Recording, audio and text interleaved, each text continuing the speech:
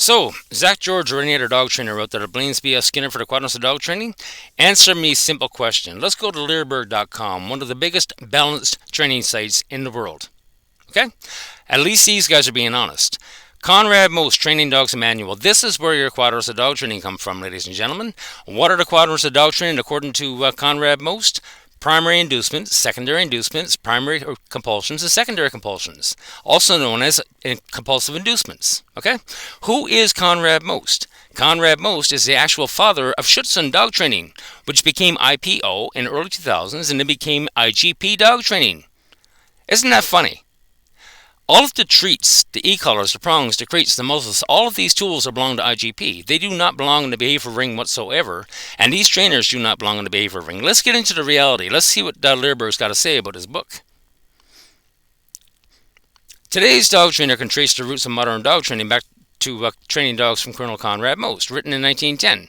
Training dogs influenced on how both trainers and dogs and trainers were taught in Europe and the United States for the next 50 years, and it still goes on today. 21st century trainers and behavioralists will find it amazing that early in the 20th century, Konrad Most was using and applying behavioral training principles with dogs long before B.F Skinner. Most created a systematic and scientific method to teach trainers how to train the dog using its theory of training. Hence, the quadrants of dog training, ladies and gentlemen. Inducements and compulsions. There's a reason why balanced training is called compulsion-based dog training. This is the very reason. Now let's go down and look at the people that actually read the book and left the comments. Mary R. Birch and John S. Bailey. Go look those names up and find out what they're into. Sheila Booth, author of Purely Positive Training and the co-author of Schutzhund Obedience Training.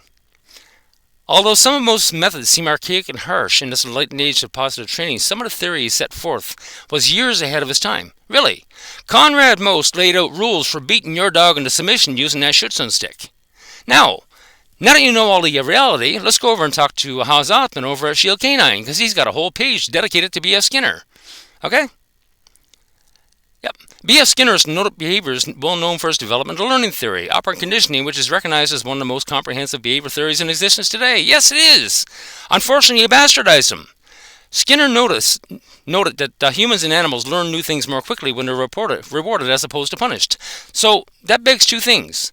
Number one, Skinner wasn't rewarding anything in a lab. He was reinforcing, using food. Number two, why is there so much punishment in dog training today? That's all it is. Reward and punishment. What you call operant conditioning, Haas, is a method of behavioral modification using reward and punishment. Skinner would call that a lie. We need to step back as a society and start looking at the reality of what's going on here today, because you're being lied to, dog owners, and you're being extorted for money.